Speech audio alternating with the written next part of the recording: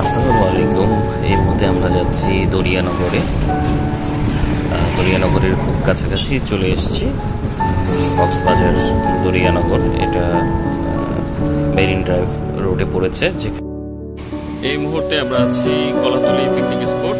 এটা হচ্ছে marine drive রোডে দরিয়ানগর এরিয়াতে। এখানে রয়েছে টিকিট কাউন্টার, 23 টাকা, মানে 20 টাকার টিকিট এবং 3 টাকা হচ্ছে ভ্যাট। কক্সবাজারের একমাত্র ঝুলন্ত ব্রিজ দরিয়ানগর। পিকনিক স্পট আছে দর্শনীয় নন্দিত গুহা, ওয়াচ টাওয়ার এবং পাহাড়ি ঝর্ণা। তো এটাতে এর আগে কখনো যাওয়া হয় নাই। একটা ডলফিন মাছের আকৃতি দেওয়া আছে, খুব সুন্দর। তো ডলফিনের ভিতর দিয়েই যাওয়ার রাস্তা। ও, এইখানে একটি সাপের মাথা রয়েছে, জাস্ট সাপের মাথা। আমরা গুহার ভিতর দিয়ে যাচ্ছি, মানে মাছের পেটের মধ্য দিয়ে আসলাম, মাছের পেটের মধ্য দিয়ে।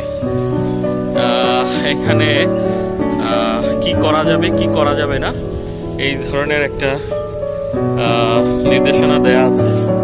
এই হচ্ছে মাছের লেজের প্রান্ত। আর এখানে একটা স্মৃতি সোর্স হিসাবে উপরে ওঠার জন্য সিঁড়িও করে দেওয়া হয়েছে, গাছগাছালি জঙ্গলে ঘেরা।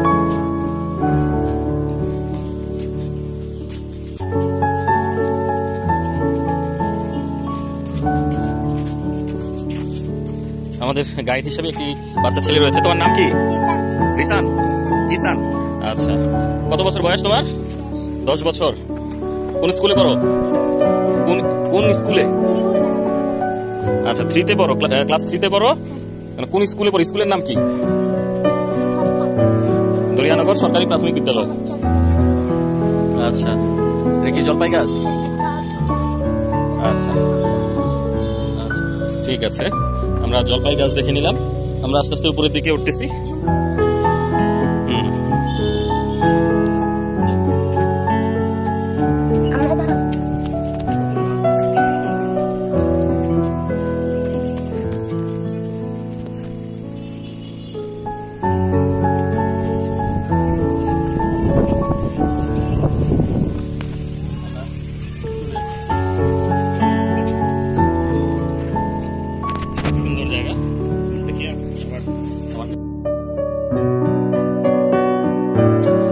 এখানে বাঁশের মাচান দিয়ে করা একটি ঝুলন্ত ব্রিজ রয়েছে, তবে দেখতে খুব একটা শক্তপোক্ত না। বৃষ্টিতে ভিজে কাঠগুলো, বাঁশের যে চাটাই রয়েছে এটা ভঙ্গুর হয়ে গেছে। তো গুহা টাওয়ার, এদিকে হচ্ছে টাওয়ারে ওঠার রাস্তা আর এদিকে গুহার দিকের রাস্তা। তো আমরা গুহার দিকে যাচ্ছি।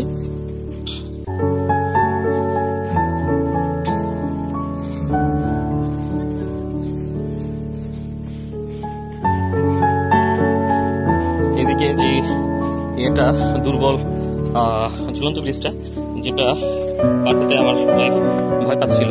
এটা দেখতে আসলেই একটু দুর্বল এবং নড়বড়ে, তাই আমরা পুরোটা পার হলাম না। আমি হয়তো পার হয়ে যেতে পারতাম, ওয়াইফ ভয় পাচ্ছিল, তাই আমরা ঘুর পথে অন্য রাস্তা হয়ে আসলাম। সামনের দিকে এগিয়ে যাচ্ছি। সামনে এই গুহা, নিচে বসত বাড়িও আছে নিচের দিকে। গুড়ি বৃষ্টি পড়ছে। আসো,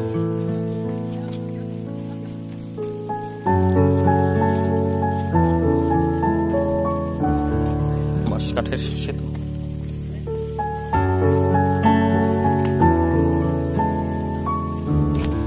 এইদিকে আমরা ঝর্ণার দিকে যাচ্ছি।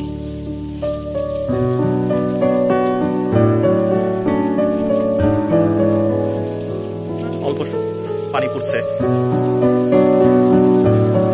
সামান্য। দেখতে পাচ্ছেন কিনা জানি না, একটু দেখানোর চেষ্টা করছি।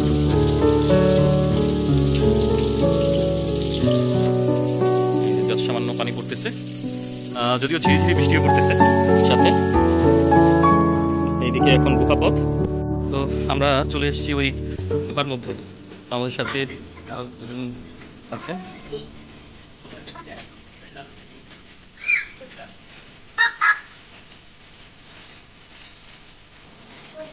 কন্টেস্টেড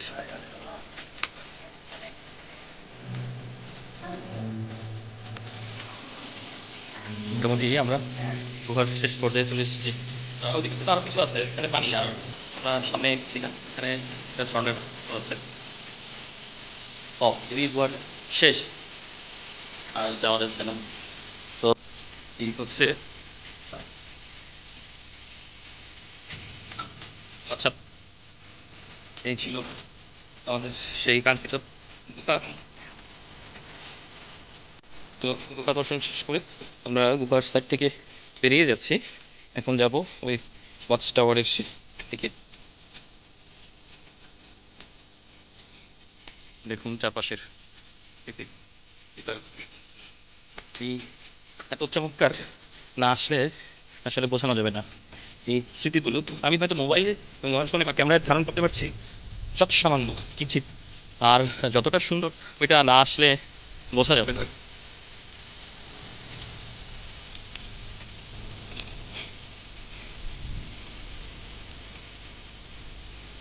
এদিকে ঝর্ণাটা ছিল, দেখো পা সাবধানে। বৃষ্টি কি স্কুলে পড়ো? কোন ক্লাসে? হ্যাঁ বলো, ওয়ানে পড়ো? আচ্ছা, শরম পায়? হ্যাঁ আচ্ছা, এখন আমরা যাচ্ছি ওয়াচ টাওয়ারের দিকে।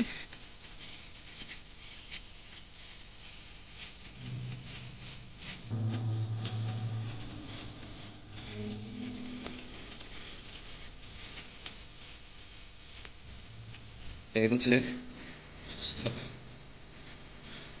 দরিয়ানগর।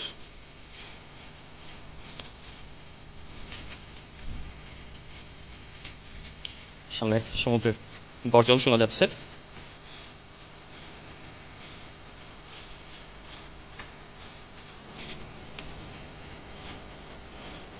সিঁড়িগুলো আর গাছের শিকড় দিয়ে খুব সুন্দর সিঁড়ি হয়ে গেছে। তুমি স্লিপ কাটলা। এখান থেকে সমুদ্রের গর্জন, নিচে রাস্তা দেখো, ঘুরে বিমান যাচ্ছে। সমুদ্র এখান থেকে খুবই কাছে।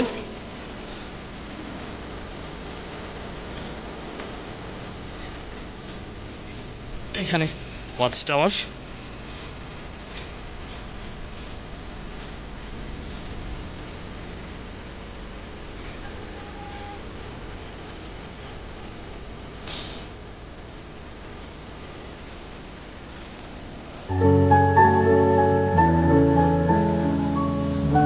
খুব সুন্দর জায়গা, মনোমুগ্ধকর।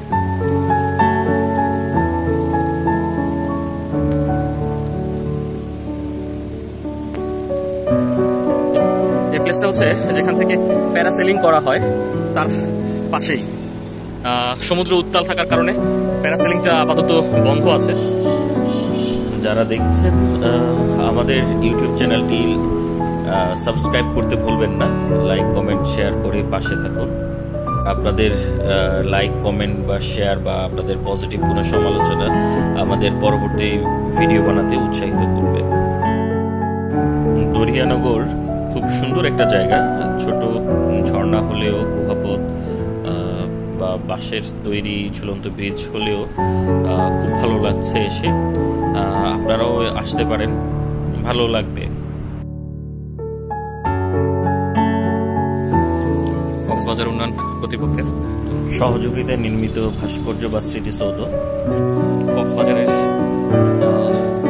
চিত্র দিয়ে তোলার চেষ্টা করা হয়েছে।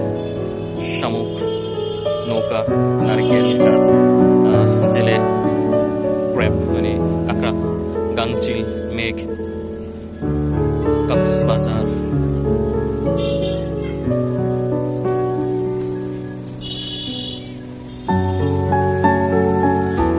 এই মুহূর্তে এখান থেকে বিদায় নিচ্ছি, পরবর্তীতে দেখা হবে অন্য কোনো পর্যটন স্পটে।